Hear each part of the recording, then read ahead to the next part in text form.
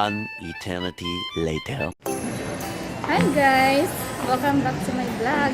So, nandito po kami ngayon sa MOA after how many months? Ano pa ba? Hindi ko alam anong sasabihin ko. First time ko mag-travel vlog eh. Kaya so, inibot lang po ako ngayon. A few moments later. Ayan, so nandito na kami ngayon sa Seaside. And makikita natin dito, wala masyadong tao. Wala masyadong tao. Hindi katulad noon na kapag Sabado, sobrang daming tao. So, tingnan po natin.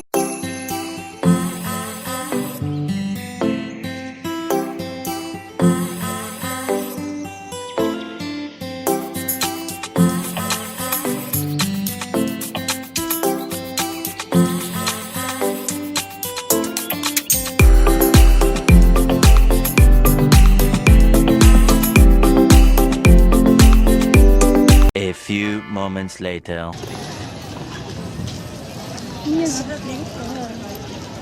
Commute sila dahil lang dyan sa MOA na to. Ito yung barko na naipagilid noong ano nga yun? Bagyong Ulysses. So nandito pa rin pala siya hanggang ngayon. Hindi pa siya natanggal. Or ibang barko to.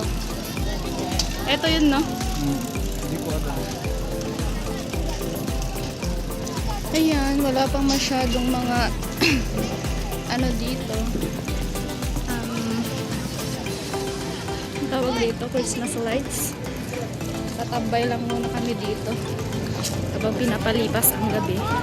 Yun yung Ferris wheel, nakakamiss ning gumala.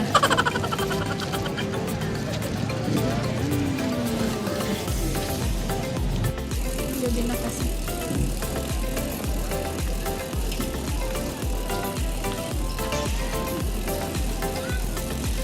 Hindi takot ng tao sa COVID.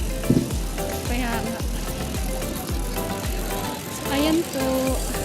Sobrang daming tao pa rin. Yung iba hindi naka-social distancing.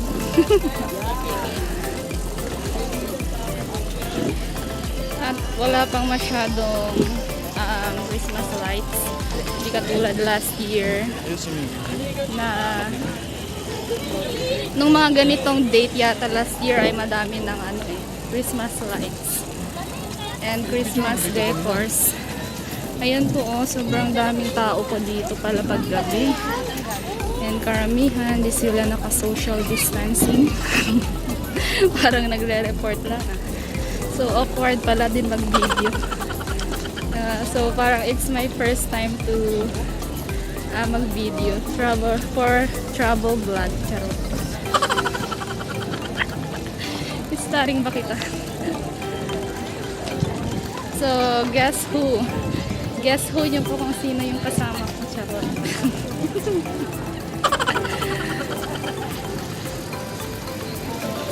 Yan, makikita natin. Ang daming mga nagda-date. Nagda-date sa family bonding. Tapos balik na tayo mamaya.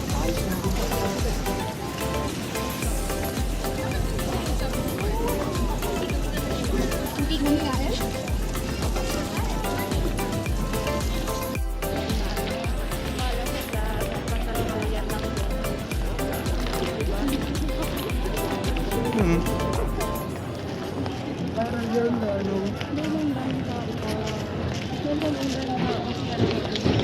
No? One eternity later. So yun nga po, pauwi na kami. And please don't forget to like, share, and subscribe to my YouTube channel. Diba? Saan na? Doon na.